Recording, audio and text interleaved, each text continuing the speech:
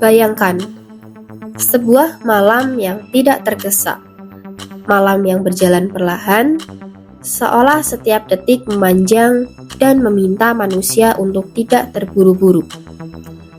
Di bawah lampu redup, udara dingin menyentuh kulit, dan dunia terasa berhenti tepat di tepi keheningan. Dalam keheningan seperti itu, manusia mulai berani mengajukan pertanyaan-pertanyaan besar. Pertanyaan yang biasanya tenggelam oleh bisingnya kehidupan. Selamat datang di Nalar Logika. Jangan lupa like, komen, dan subscribe. Pada saat itu, muncul sebuah kalimat yang begitu terkenal, namun begitu sering disalahpahami. Karl Marx menuliskan, "Religion is the sight of the oppressed creature, the heart of a heartless world, and the soul of soulless conditions. It is the opium of the people." Agama adalah keluhan makhluk tertindas, hati dunia yang tak berperasaan, dan jiwa dari kondisi yang tak berjiwa. Agama adalah candu bagi masyarakat.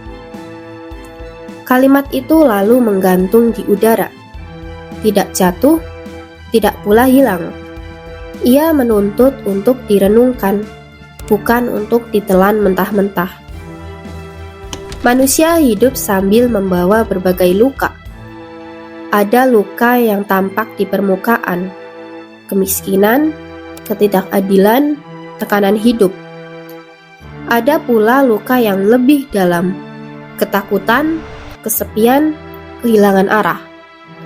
Dalam setiap luka itu, manusia hampir selalu mencari tempat pulang. Dan agama, dalam bentuk paling jerihnya, menjadi tempat pulang itu. Doa-doa yang lirih, ayat-ayat yang menguatkan, harapan akan kasih Tuhan, semuanya memberikan rasa hangat yang tidak bisa diberikan oleh dunia yang terburu-buru.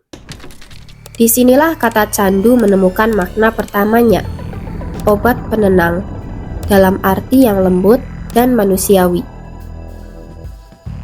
Agama menenangkan jiwa yang retak, bukan untuk menipu, tetapi untuk menjaga agar manusia tidak runtuh.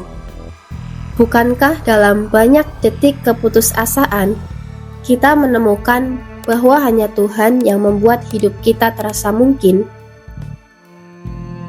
Ketika manusia mencari ketenangan, di tempat lain, manusia lain sedang mencari kekuasaan, dan kekuasaan selalu punya kebiasaan lama, menjadikan segala hal sebagai alat, termasuk sesuatu yang suci.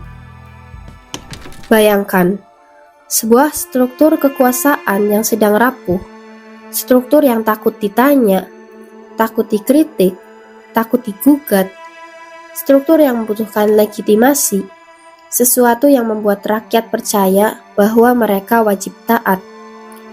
Lalu muncullah godaan itu, godaan untuk mengambil kata-kata agama dan menggunakannya sebagai pagar tinggi yang mengelilingi kursi kekuasaan. Kalimat seperti, "Patuhilah penguasa, karena itulah perintah Tuhan." Jangan bertanya, karena pertanyaan adalah tanda kurang iman. Penderitaanmu adalah cobaan, bukan kesalahan sistem.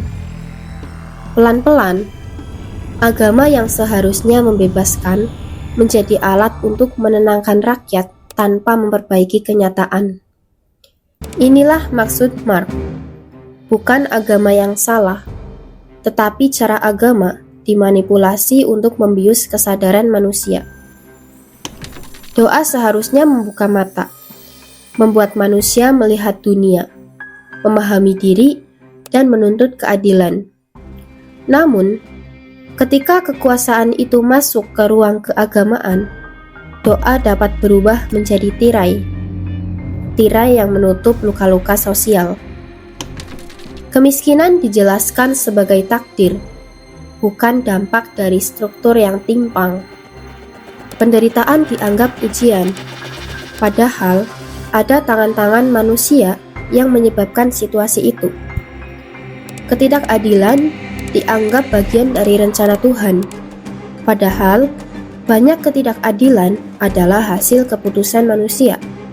Dalam keadaan seperti itu, agama kehilangan cahaya yang seharusnya memandu, bukan karena agama lemah, tetapi karena cahaya itu dipadamkan oleh mereka yang takut pada pertanyaan.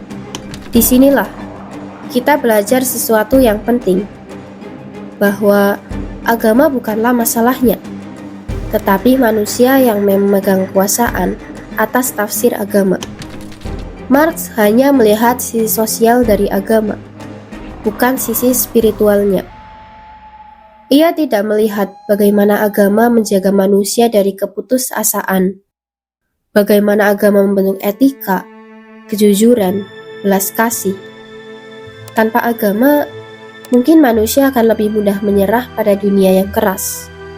Manusia akan lebih mudah jatuh pada keserakahan, kehilangan alasan untuk menolak kezaliman ketika tidak ada yang melihat. Agama adalah alasan seseorang menolak korupsi meskipun tidak diawasi. Agama adalah alasan seseorang menolong meski tidak ada kamera. Agama adalah alasan seseorang menangis malam-malam sambil memohon arah hidup, lalu bangun dengan kekuatan baru. Candu? Tidak. Itu nyawa moral.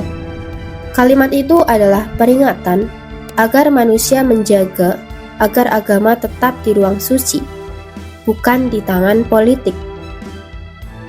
Peringatan agar manusia tidak menyerahkan imannya begitu saja. Peringatan agar manusia tetap menggunakan akal, bukan hanya menerima. Peringatan bahwa iman yang kuat tidak berarti pasif, justru berani menegakkan keadilan. Agama bukan untuk membuat manusia tertidur, tetapi untuk manusia melihat. Dalam dunia yang semakin kompleks, manusia diminta untuk tidak hanya berdoa, tetapi juga melihat. Tidak hanya percaya, tetapi juga berpikir. Tidak hanya tunduk pada ritual, tetapi juga peka pada realitas di sekelilingnya. Beragama tidak pernah dimaksudkan untuk membuat manusia berhenti bertanya. Justru sebaliknya, beragama mengajarkan manusia untuk bertanya dengan hati yang bersih, agar tidak mudah tertipu, tidak dibungkam, dan iman tetap jernih. Karena iman tanpa akal adalah tradisi kosong, dan akal tanpa iman adalah kesombongan yang rapuh. Pada akhirnya, agama bukan menjadi candu, tapi cermin. Cermin yang membuat manusia mengenali dirinya, cermin yang memantulkan pesan ilahi ke dalam hati, cermin yang membuat manusia menyadari bahwa hidup memiliki arah, nilai, dan tujuan. Yang menjadikannya candu bukan ajaran Tuhan, melainkan tangan manusia yang memintai agama untuk menutup ketidakadilan. Jika cermin itu dijaga, dibersihkan oleh hati yang jujur, agama akan tetap menjadi cahaya, bukan menjadi tameng, bukan propaganda, hanya cahaya.